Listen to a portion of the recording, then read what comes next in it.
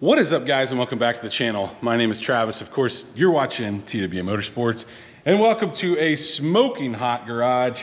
92 degrees out here. It's getting ready to rain. That'll make it really humid, but it'll also cool it off. So I've got the doors shut for now. We may get some rain and have to stop the video, but what are we working on? Well, we got all kinds of stuff going on out here. I know what somebody's gonna think. What are you doing to the green truck? Nothing wrong with the green truck. Let's not mess with it, right? Well, you're probably right. I probably shouldn't mess with it, but I couldn't help but notice this little spot right here. I moved it off the lift the other day because I was going to do this project, but yeah, don't know why it's leaking coolant. It's got a brand new radiator in it, but I have a pretty good feeling we're gonna have to pull the radiator out because I think we have a leak somewhere in the radiator. That is definitely coolant. But what are we doing with the wheels off? Like, obviously we can get to that without the wheels off. So why do we have the wheels off? Well, because I'm going to be moving all of this suspension. And when I say all of it, I mean lower A-arms, upper A-arms, spindle, spring. Oh, this is not the spring. Shock, yes. I'm moving all of this over to this truck. I'm going to be doing a, this is a 2-inch, 16-inch spindle. When I say 2-inch, 16-inch, Mcgaughys makes a 16-inch spindle and they make a 17-inch spindle. The 16-inch spindle is what I chose to go with on this, which requires you to relocate the lower ball joint on the top side. That is what I did a long time ago. And I am going to be upgrading this truck to something different. Now, I don't know that we'll get to that in this video because I'm not sure how close it is to getting here, but I am wanting to do something different with this front suspension and eventually the rear suspension. So it's all going to kind of tie in together at some point. Anyway, I'm going to be taking this stuff off. And like I said, we're going to be moving it over to this to get that dropped. And when I get this apart, we're going to do some painting on the frame. I'm going to take the inners out here and we'll be able to get a little higher on the frame. We're taking the sway bar out. It's like I said, guys, it's all coming out. So that is why the wheels are off and that is what's going on. I think it'll be quite an upgrade. At least I hope it's worth it. Let's get started. I'm going to grab probably, I think these are zip tied on. I'm going to grab a couple things to cut zip ties. We're going to get some lines unplugged and we'll see where we get.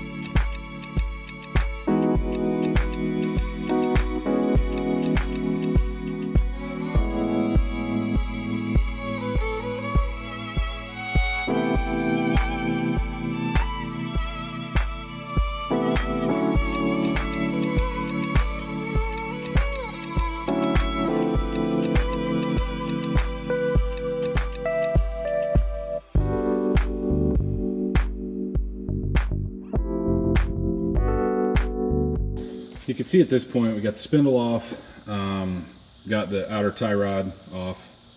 I just loosened that barely so I can screw the tie rod back on and get us somewhat close when we're ready to go back together. But I'm ready to take the spring out, and so you need to put something under the spring. Obviously I got on the lift, I lowered it down a little. We've got the jack under it. To get the spring out, we've got to take obviously the shock out. We've got to take the sway bar end link loose, which is a 14 millimeter on the bottom, and then I'm going to use a pair of channel locks or vice grips to hold the top, just like this. It's just the easiest way in my opinion. And then these shocks I think have a 5/8 nut on the top, and then the bottom should be 13 millimeter. They're just the stock bolts. So I'm gonna whip those out real quick.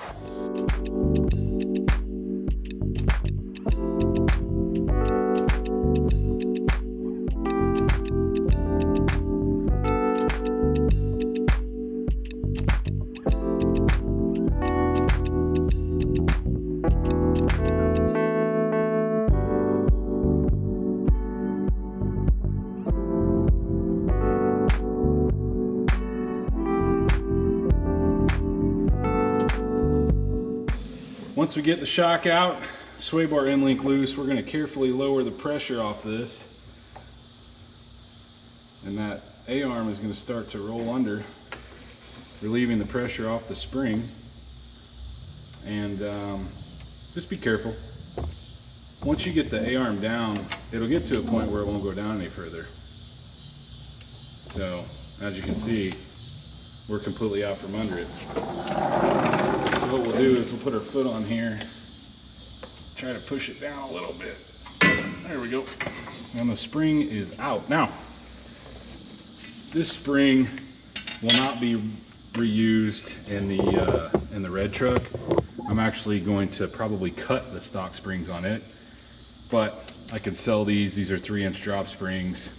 Anyway, let's move on to the A-arm at this point. Now, before I take the 21 millimeters out of this, I'm going to, oh man, this is new. Oh goodness, that's nice. I'm gonna use a paint pen to mark this. You don't have to do this, it's just something I've always done. Just kind of helps line things up when you're going back together and get you in a somewhat close spot.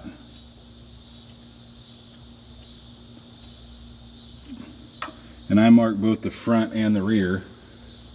What that allows me to do is kind of position this and get it where it needs to be, so we're not like completely scrubbing off the tires on the way to the alignment shop. But then we're going to take the 21 millimeters out, get the uppers out, and I believe they're 21 or possibly bigger down at the bottom. I'll let you know, but I know these up top are 21s.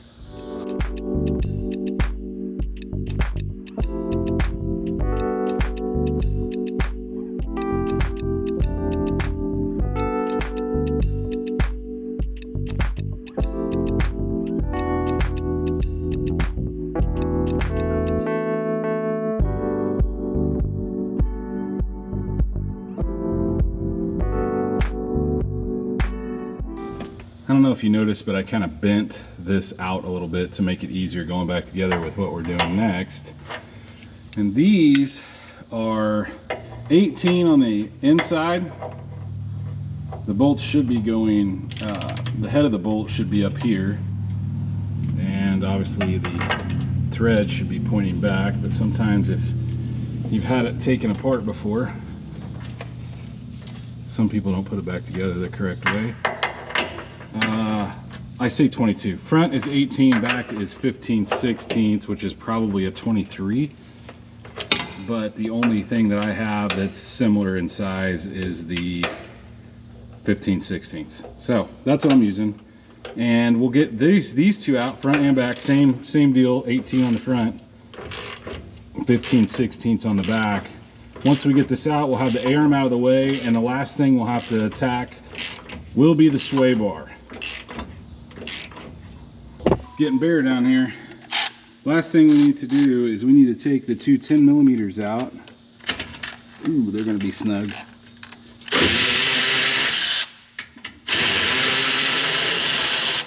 These hold the sway bar in place.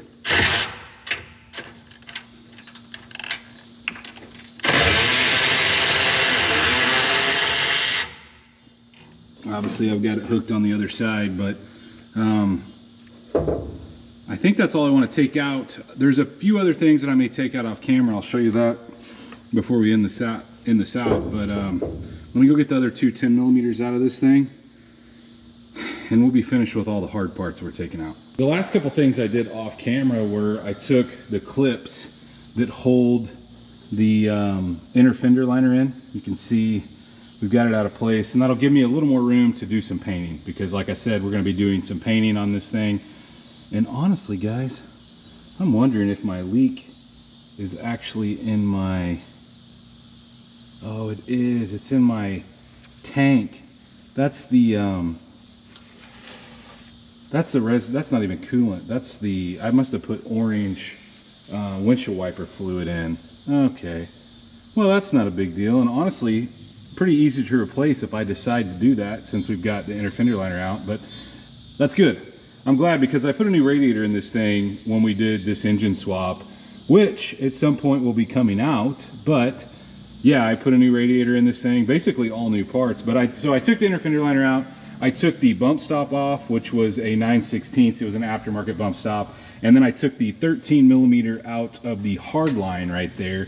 And the main reason is because I'm going to take the time with this apart, and I'm going to just paint this with POR 15. Now I'm going to clean it up.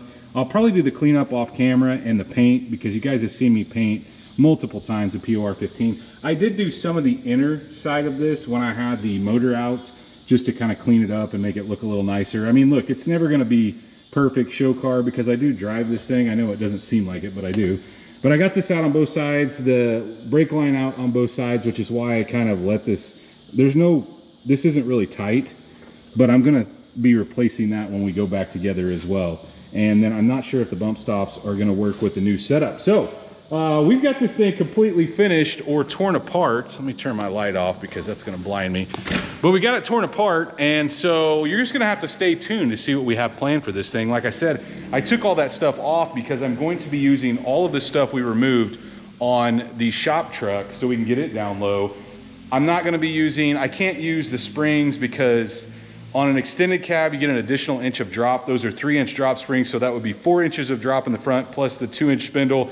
6 inches, that would be hammered. That is not going to work. So like I said, I think I'm going to be chopping the springs, which some of you may or may not like, but I've done it several times. I'm not taking a lot off of it, and you'll just have to see when we do that video. But if you guys are excited about seeing some MBS Slam Sierra content, let me know in the comments. Of course, guys, if you're not subscribed, go down, hit the subscribe, ring that bell notification. That will notify you every single time we drop a new video on this truck, the shop truck, the Trans Am, any of this stuff. Stay tuned to see what we work on next.